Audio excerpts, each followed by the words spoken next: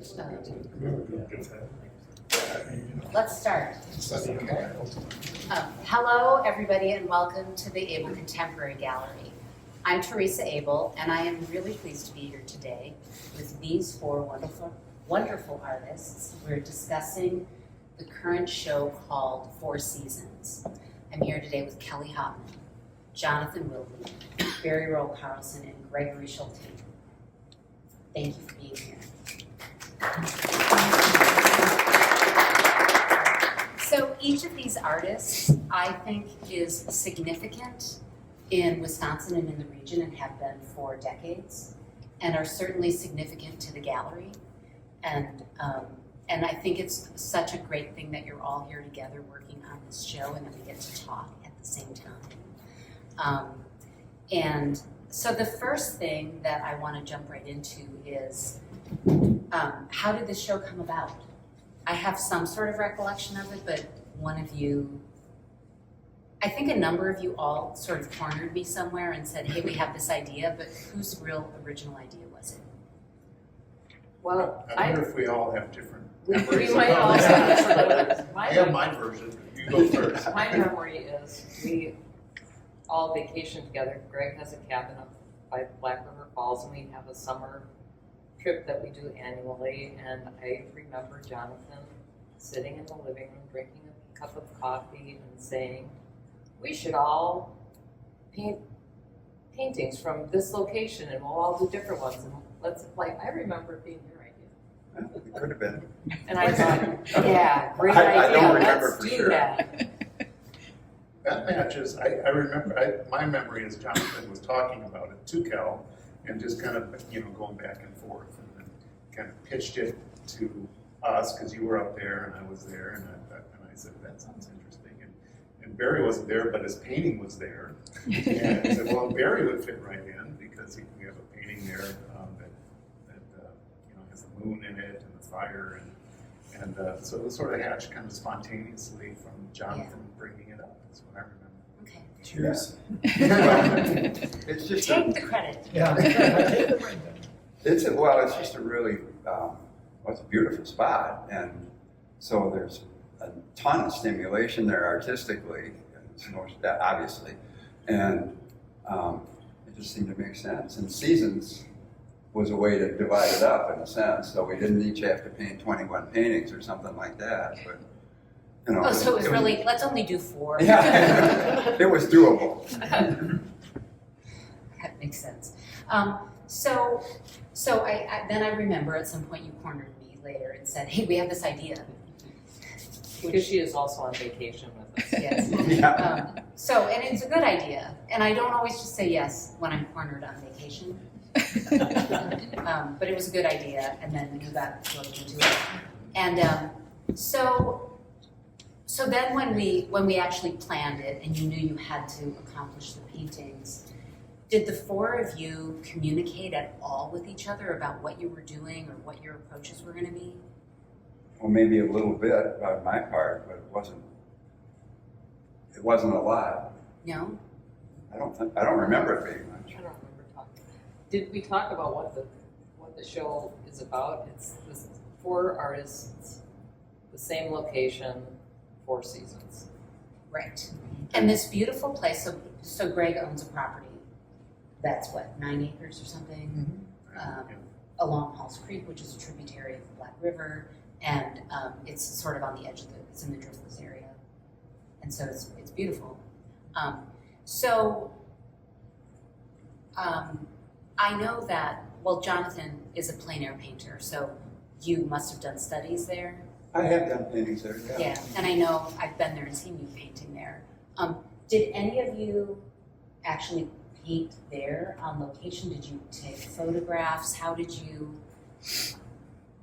So, I could say that I derive most of my subject matter from a blend of photographs of given spaces and places, an amalgam of other resources if I don't feel like that's sufficient to capture my thoughts, and then my imagination at a point departs from the source material and just go. So I needed to do more visiting, and I did get a chance to visit, I think, 3 times to the cabin. Never got that for its visit for the winter, but You just made it I up. made it up. That's where the imagination worked. But I think that was the extent of communication, because it seemed like a simple assignment, so to speak, and an inspiring one. And being there and seeing the place itself is an inspiration. It's amazing. Can you all hear us well enough? Yeah. Okay, good. So yeah, I guess that was the extent of my pre-planning, and the rest of it kind of fit into what my normal body of landscape, relatively speaking, is. Yeah. One thing specifically about your work, which is this work on this side of these beautiful frames that Barry has made,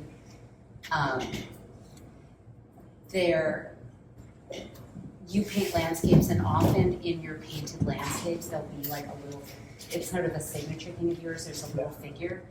But in this painting there's a figure in it which is Greg, and it looks uncannily like you. It's not, it's the way you stand, if you know, anyway, I was super impressed that you were able to capture just the gravity of the way he stands in the world.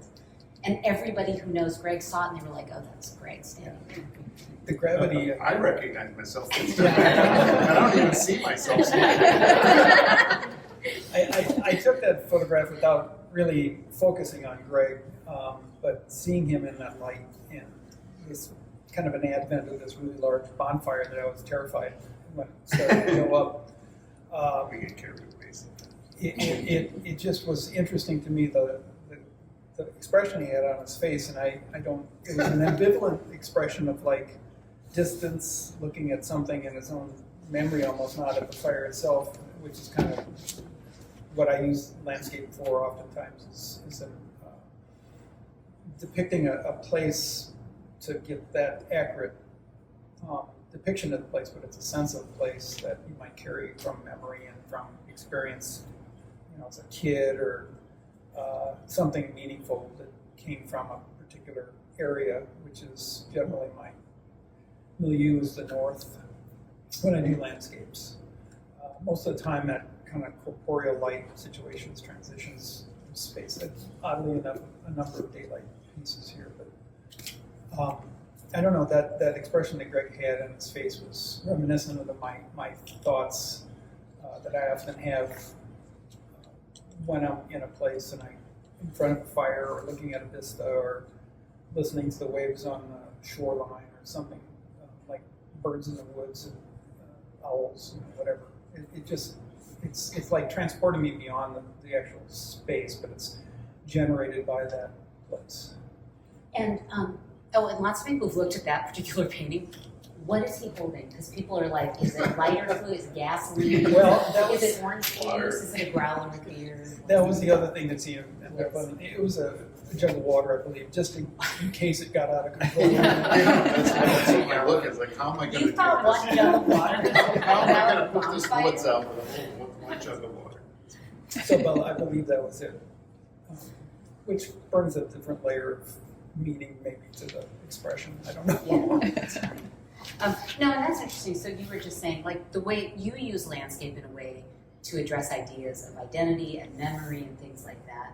I feel like recently, Greg, in your work, the landscape, for you depict these close-ups. Your work are these larger pieces with the beautiful light coming through all the leaves, and it's about light and almost creating this kind of magical feeling of what it's like when you're in the presence of nature, and it's really beautiful in that way. And I think that Jonathan, you are there capturing what you feel like when you're there in the moment, and sort of making a record of the land and the place for future generations and how it's changing. Is that correct? I don't know if I think so much about future generations, Okay. but that's what I'm interested in, is the representational part of it. And of course, for me, it's the natural world, I guess, but especially what lives in it. Right. And for me, birds. Yeah. And Greg's place is a wonderful, Kelly's a bird person too, and we're always coming up with another species that we've seen or heard, and the list is pretty extensive. Yeah. It's nice spot for that. So I just tried to pick birds that were, typical of that locale. Yeah. Well, and then speaking of Yeah. birds, Kel. Right. So in the landscape, Kelly's, when you use landscape, Kelly's work is narrative. The landscape is always just part of the story you're telling. And in this case, it's interesting because, they're not actually in a landscape, but you're saying so much about the landscape. It's like the figures are the landscape. Is that? Avatars. Yeah, Yeah, they're the avatars for the it's landscape. little quilted together pieces of the sky or the botany. Yeah, right. Fall seems she's a little wistful, distracted by the coming winter. Winter and fall aren't looking at each other. So did you feel like you needed to visit the location? You spend a lot of time there, so you probably have it sort of in your. I had a lot of references already because I like the little tiny things that are growing in the grass and how the water moves. I like all the little tiny beautiful things that happen. So I have a zillion pictures that I just kind of went through and figured out what essence, I guess, Yeah, I wanted to give. right. And then I have the Merlin bird app, which I know is kind of cheating if you're a real birder. But the app gave me a list of all the birds on different days, so I had a lot of birds to choose from, which is nice. Yeah. I don't think they're a cheater. No. Jonathan is one of these uncanny, like you could just often, you hear things and know what they are. Sometimes. You're good. Better than the average bear, I'd say. Yeah, yes. It is fun to walk in the woods with you, that's what I would say. That is true. And then Greg, it's your property, so where, did you just think, where will I even start? Yeah, I kind of had that first impression, it's like, I don't know, so I roamed around and I'm up there quite a bit during each season, so the process of getting reference photos, you asked if we did any on-site painting. I think I've done 3 plein air paintings in my life, and they were horrible, so I've never done that again. But I'm a studio painter, so I get references, and I had thousands of photos to kind of sift through, and I'm looking for something to sort of jump out. It's usually I'm taking pictures about how light's hitting a particular subject right in front of me. So all of my paintings have a featured subject that is within arm's reach. They feel like you could just reach out and touch. It's right in the foreground, and then some background invented imagery. But so I'm roaming around looking at individual subjects and trying to find how light is working across the leaves and backlighting the leaves, and trying to find a featured subject that I can put in the foreground. And then often I'm putting multiple subjects together. So in Photoshop, I'll put several subjects together, and I create layers. So there's a background layer and a foreground layer. There might be 2 or 3 subjects in the foreground, and then I'll manipulate contrast and color and do just a lot of invention with putting things together like a puzzle in Photoshop. And then once the painting gets going, there's a lot of invention. Echoing things, and this needs something, so I'll invent something there. Like the background of the milkweed ones is largely invented just based on my memory of there being a bluff across the river, and wanted to capture a sense of light coming through some distant trees, and that's just all invented. Yeah. Winter was the hardest one because I like to focus on leaves and foliage. It's like, what am I going to do with winter? And I've never painted winter before, so that one was putting together. Tree trunks became the surrogate for leaves in that one, the textures of the tree trunks, which is around the other side of this wall. But also I've gotten some shadow shots of really blue shadows cutting across a snowbank, and so that was the background layer. And then wanted to put together some photos of tree trunks in the foreground. Some of them came from the cabin property, but some of them were just random shots that I had collected over the years of tree trunks, and folders and folders of tree trunks. Folders and binders of trees. Binders and so sifting through them and then seeing which ones could look good together in that foreground. Well, you succeeded.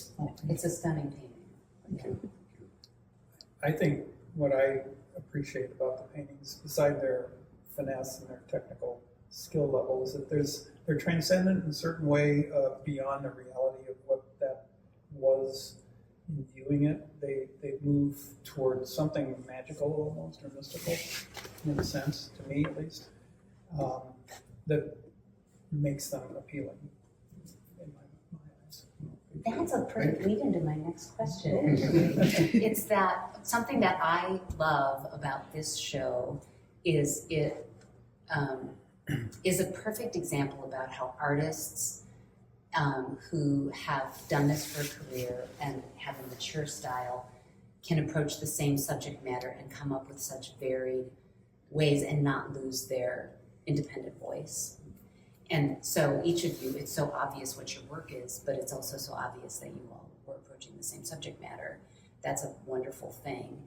And so, but that makes me think, because each of your particular styles were not lost in this project, when you look at your work together now, we can go around. Are there things that, Barry may have already answered this about Greg, that each of you do?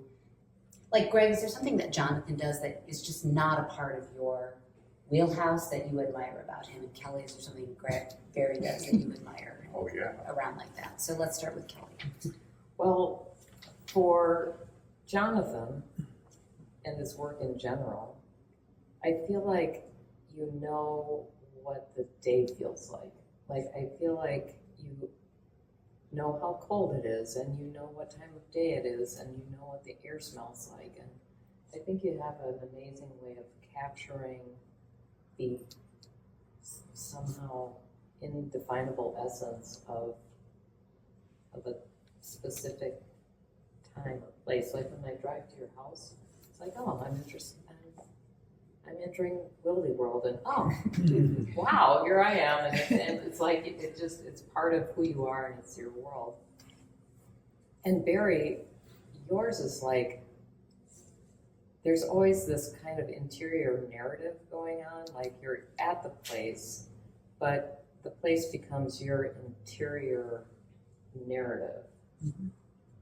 And well, Gregory, who I see a lot of, like the sort of They're more than friends.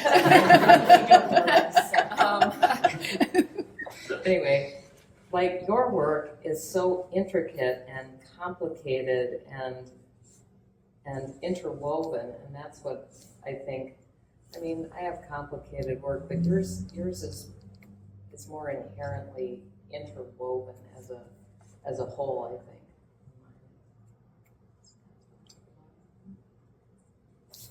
Do you have anything to? Well, I mean, some of you might admire. yeah, I mean, I sort of each other.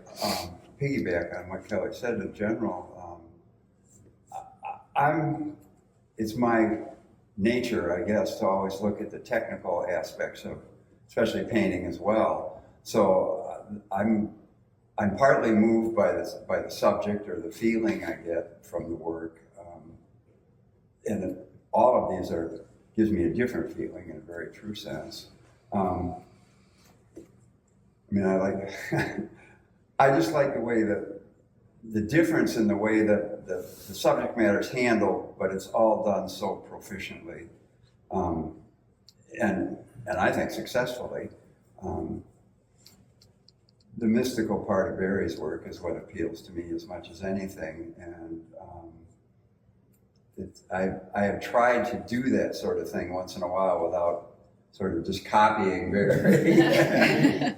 I find that I end up sort of copying Barry, so then it's like, nah, that's not going to work. And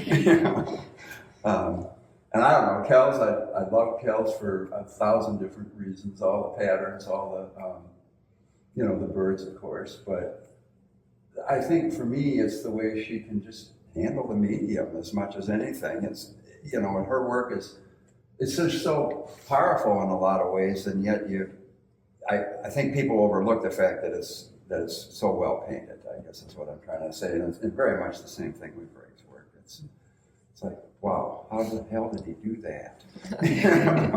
Which I ask him all the time. There's definitely some technical prowess in this group here. Yeah.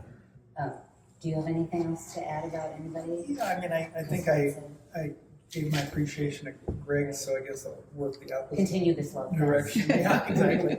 I mean, uniformly, and I hope, I see myself hopefully included in this, is that we're seasoned artists. We've been at it a long time, and we've reached a point of competency with our mediums that maybe I just respect, the length of time we've all been at it and the abilities that we all have. So, that's kind of a baseline. But I think for Jonathan, for your work, at least for me, I feel the comfort you have in that environment is in the familiarity that seems to represent itself, makes me feel like I could be a part of that environment too and experience it hopefully in somewhat the way I imagine you did. It's a part of your world that I haven't integrated myself into the degree you have, with your birding and the Dakotas and just your lifestyle. It seems like it's like meshed in, and it's so honest and true that I just have a great respect for that. And Kelli, I mean, having been a designer and an illustrator for a long time, I feel like I sometimes come in sideways to the art world.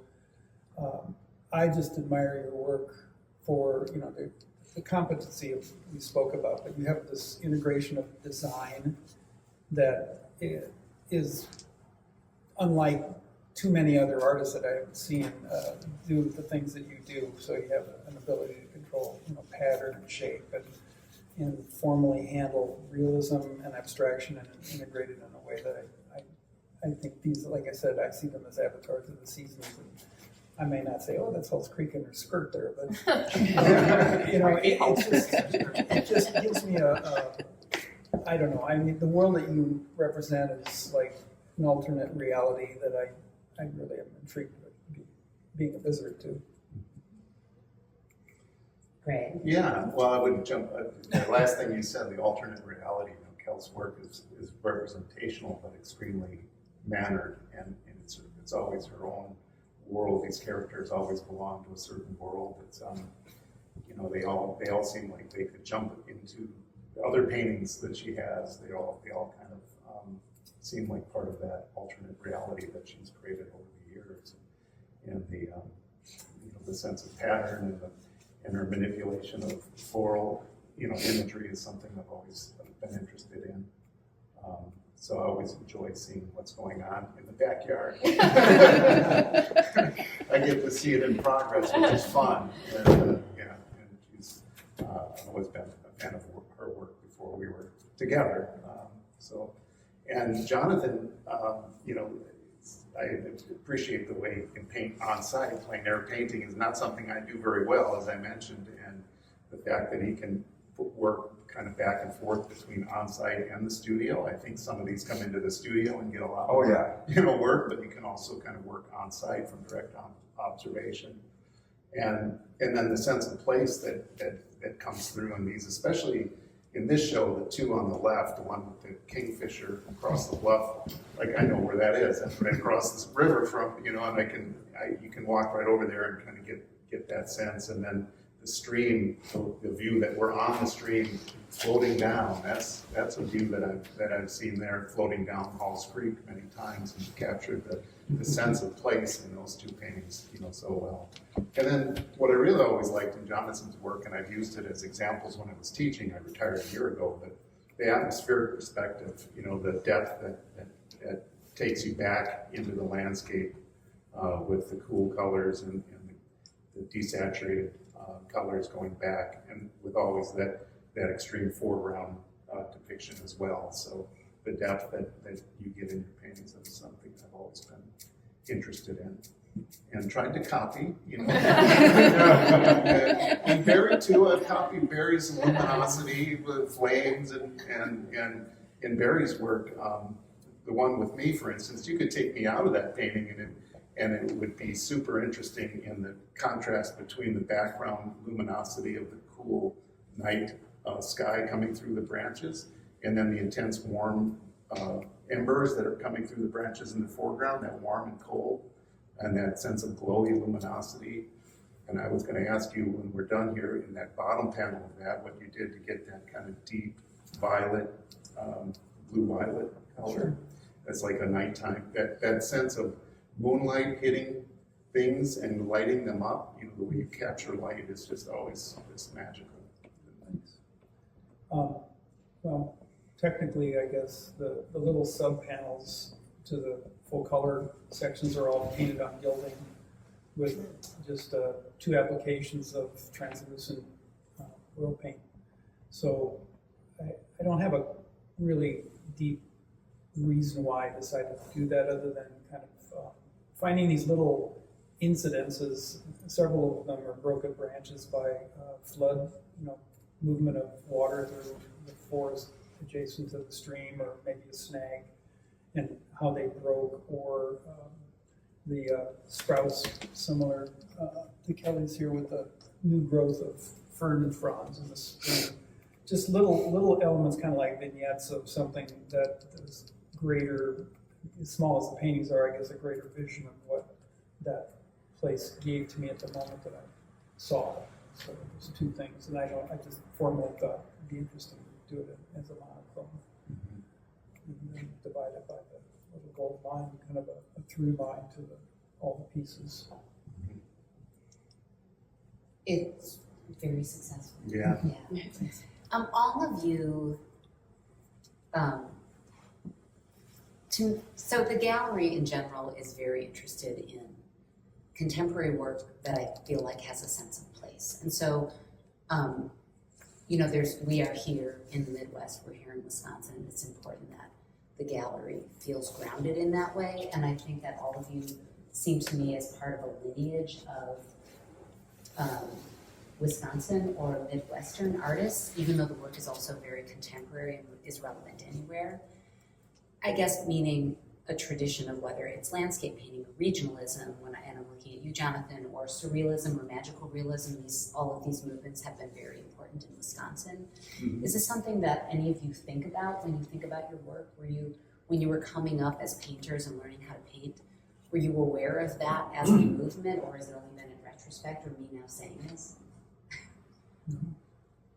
I don't want to be the guy who's talking all the time, so maybe somebody else. Jonathan, let's Well, for me, my background is in nature, and not only the science part of it, but just being active in it. From a small boy on, my father was very active outdoors, so that's how I grew up, and I was interested in art from a very small, young age, and also other bird painters, because birds were what I was fascinated by. So, and a lot of the bird painters when I was a young man were in the Midwest. So there is this sort of Midwestern, compilation, I guess, of people who were doing this sort of work that I was somewhat familiar with. And so, yeah, in that sense, there was some regionalism to it. And this stuff was representational. It wasn't, abstract or fanciful. But from that standpoint, but for me, mostly it was just the fact that I was trying to portray something that I loved. Yeah. Kel?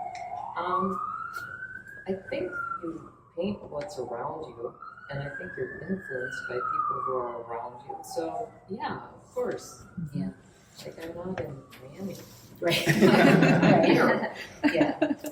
But you were aware, did you know that, because a lot of people will describe your work as magical realism. I mean, were you aware that there was a history of this happening in the region? Well, I guess I probably was. I mean, I was drawn to narrative work, and other people here were doing narrative work, and I liked it. And so, yeah, I think you're influenced by what you enjoy and who's around you.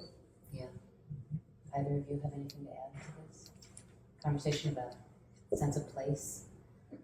Yeah, I think you can't help but be influenced by the work around where you're living. And I was aware, especially as I got into college and started going down to Chicago and visiting more museums.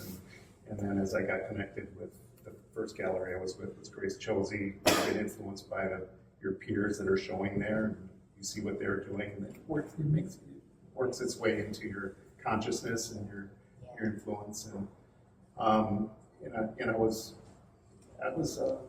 Jonathan's dad was an influence of mine when I was in school. He was retired before I started studying there, but his presence was still very much there, and his work was still something that inspired me and gave me ideas, and especially earlier bodies of work, not necessarily these, but some of the more surrealist things that I was doing were, I would say, directly influenced by the imagist, Midwest imagist. I guess that when I think about being a regional artist,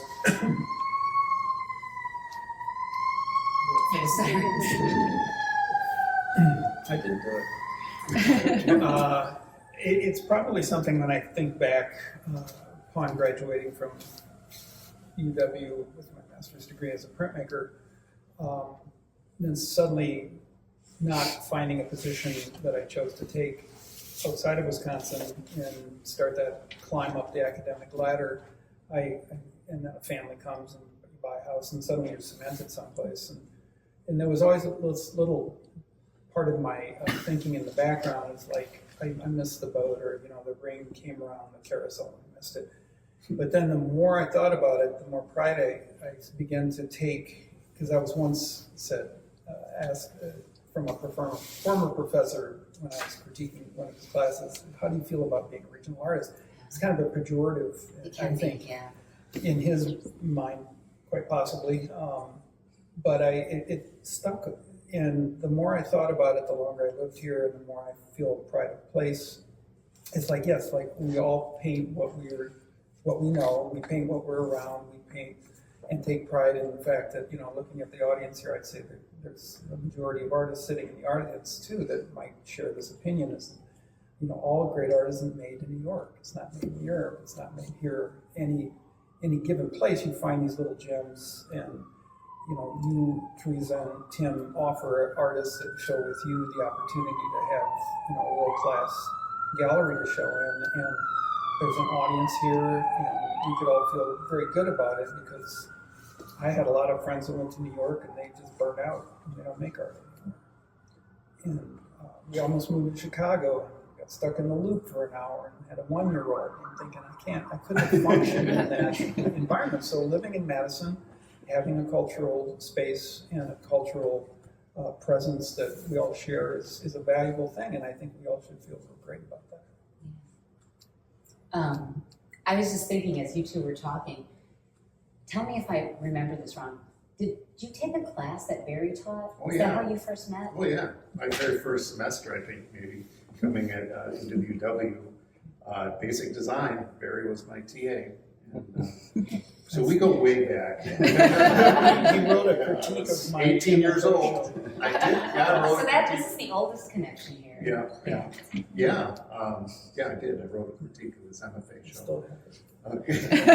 Somewhere in a drawer. Scary. I do. Yeah. Then you hired me. Well, many years later. Yeah, but we ended up at Grace Chosey together, so we have that connection too, because we were showing there together. And I remember Randall was there and Charles Munch was there, and Ken Schneider, so you get to get influenced by the people that you show with and hang around with. But yeah, it goes way. He was. I know I was 18. I won't say how old you were, but you were a little bit ahead of me. Yeah, he was in graduate school. Yeah. Barry. Yeah. He was awesome. Clean living. Yeah, he's 120. Sometimes I feel like it. So, I mean, I met you a million years ago, but I met you all because of the gallery, approaching me or me approaching you for representation. Did you know Barry before When did we first the gallery? In Door County? Yeah, I would have known you you through showed Door at Edgewood County. Orchard together. Yeah, okay. I think I knew of you before that, but I never met you. And then, did you meet all these guys through the gallery?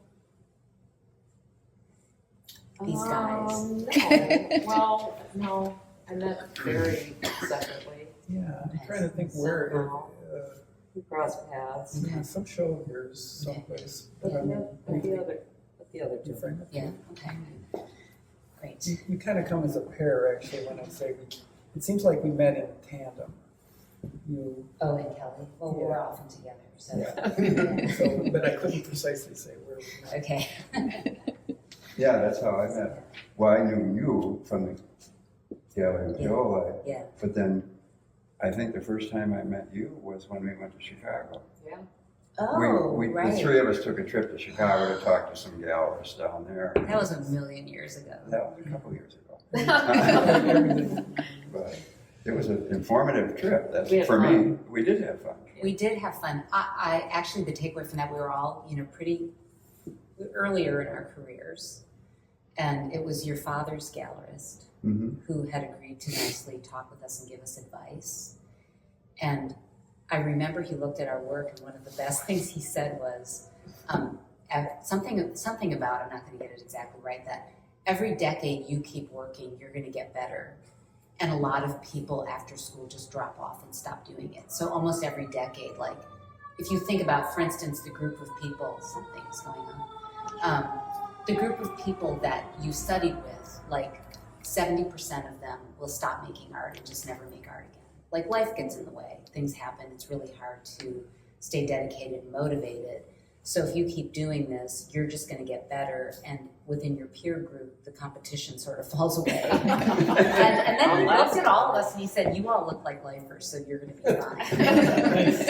Yeah, I made I- it through the first interview. the other- I put it as a lifer. The other thing I remember about that I don't know if trip, that was a good thing or just like, you all look like fools. And well, I don't know if you guys remember, we were sitting in his office talking to him, and he had looked at our slides, and at the time it was slides, I think. Yes.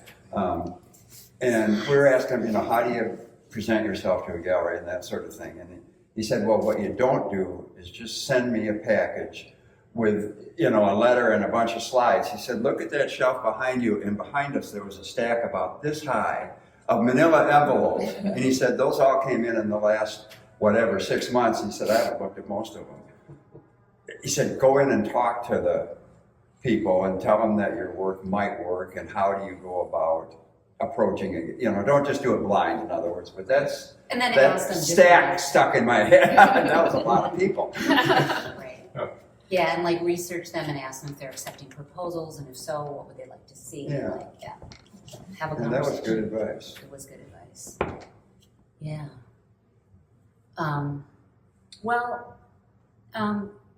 I have a question. So the world feels really heavy right now, and there's a lot of bad things going on. Really?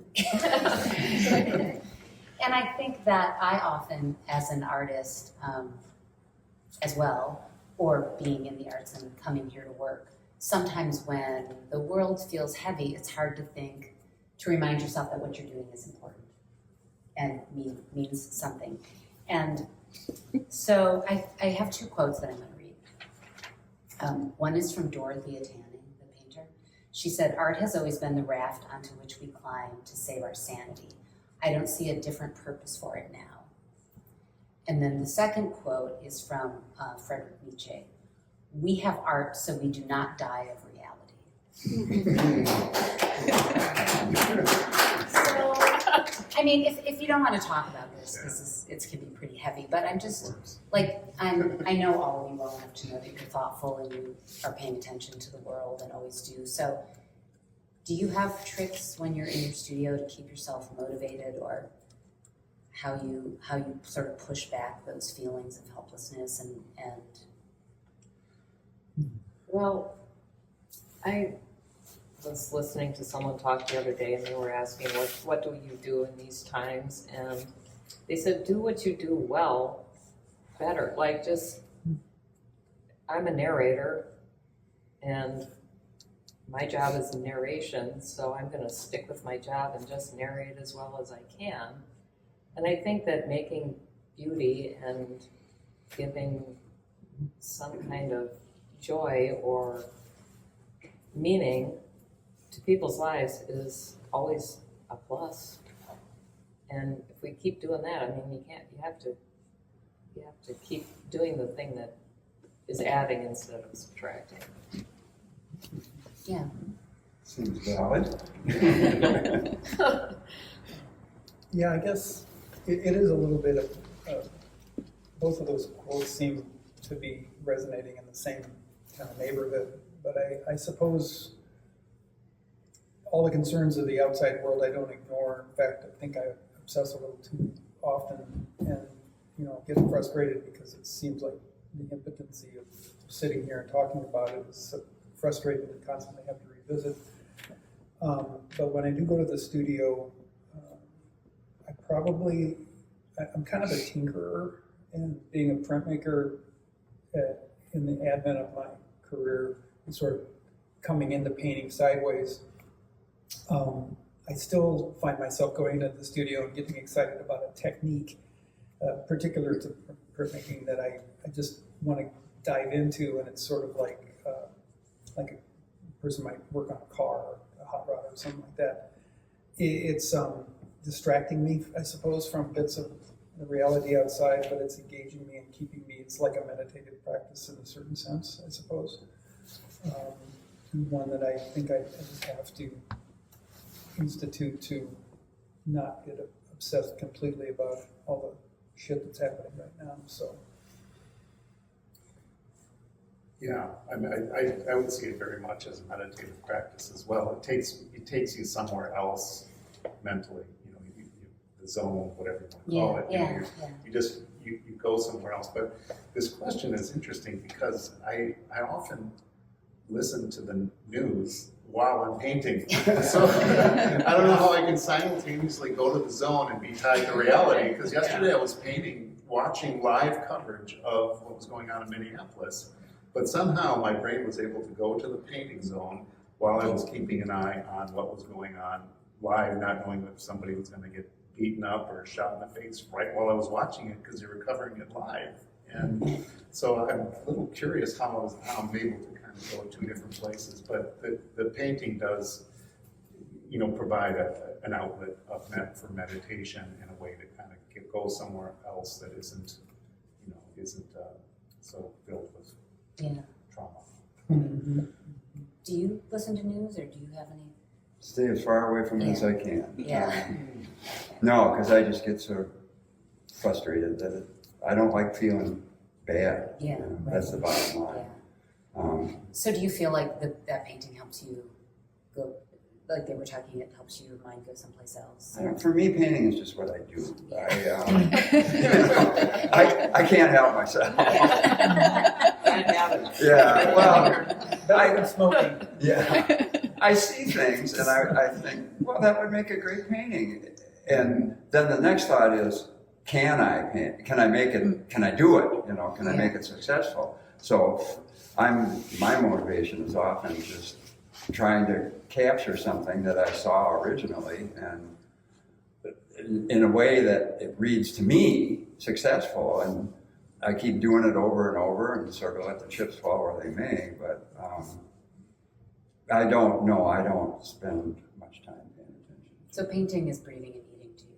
It is, in a lot of ways, and it has been my whole life. But I don't know if I'd even use the word discipline. It's just what I do. Every day I paint. Yeah. So. No, I I mean, I could sit and stare into space instead. What else are you going to do? Yeah. Well, good for us. Yeah.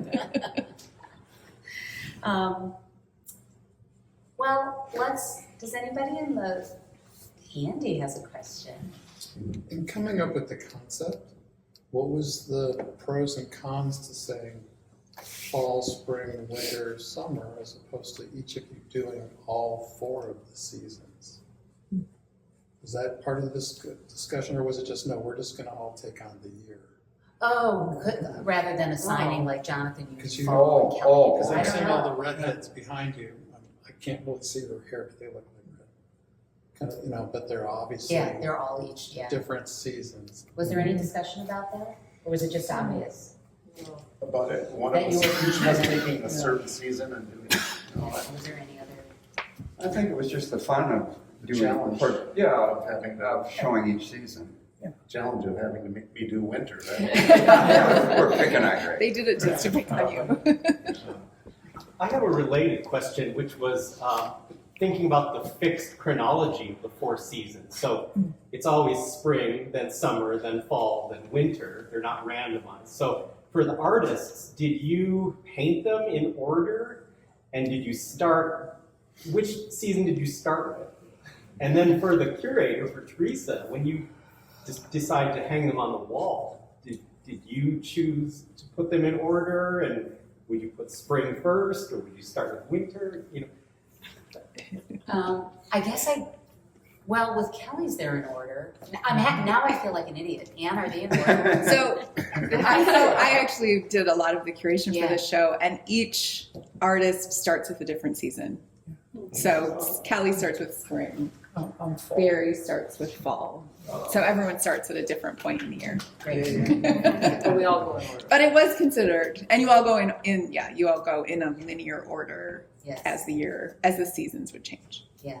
And then Greg, I mean, you're a little, Yes. because you're separated. Yeah, But yes. not necessarily in order, but But- they're paired somehow. Yeah. Like, I think there was I had some like logic in my brain about Yeah, it. the install. Yeah. Did you paint them in order? Well, I can tell you, I painted fall first because it seemed the easiest, right? Fall colors, bright orange leaves, it just was easy for me to go there first. So I did fall first, and then summer is something that I, can find equally interesting, leaves with luminosity and light. So then I did summer, and then I had spring and winter, which were stumping me. And so I was looking, and spring came just because I usually look out, but I couldn't find anything for spring, and then because there wasn't much there, and I looked down at my feet, and there was stuff pushing up from the ground. So I just aimed my camera down, took a couple shots, and put them together. So that the spring piece was the third one, and You procrastinated and left winter. winter came last because I said then I finally have to do something for winter, and I kind of got to that. I already talked about that, but the spring one was kind of reminded me of the vein of my work that's trompe l'oeil, very flat, very shallow space, things just going, coming at you or going away from you an inch or two. So it kind of brought back that feeling of doing trompe l'oeil, illusionistic shallow space things, which I've always done with drawing, but I hadn't done it with paint.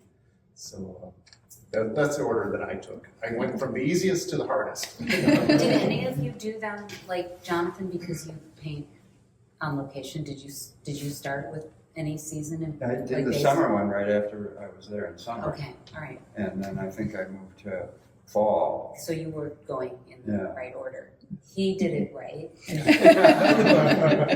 By the calendar. I think the reason I had that question is because I'm looking at Kelly's, and spring is facing to the right, but summer is looking forward, and fall is looking, did you choose the orientation of the I made them, I composed them in a row. But I started with, I usually paint the season I'm in. Like there's usually elements of whatever's of a season in my painting and whatever season I'm in. Which one did you start with? I started with winter. Because it's there.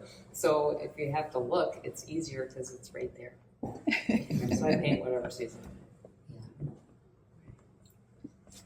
I tend to, or did somebody have? I tend to oftentimes have the gist of all the paintings, and then I'll prime all the canvases, design them to work with one another. Oh, so you worked all together. Yeah, except for the winter, which I was waiting to do the winter because it just never happened. So I just winterized a fall, and then I thought I was all done with all the paintings, and they sat in the studio too long, and I came back because I tend to sometimes ruin paintings by overdoing things. And I don't think I ruined them, but I did revisit them, and I changed Georgie the doggy into a coyote / possible wolf.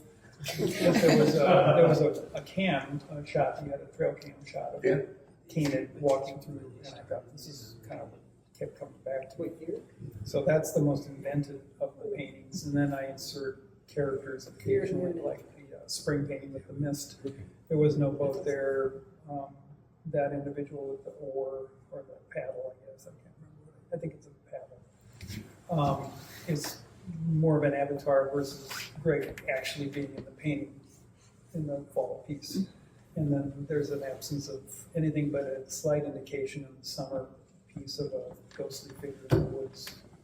And those are the things that kind of resonate through the course of my landscape work.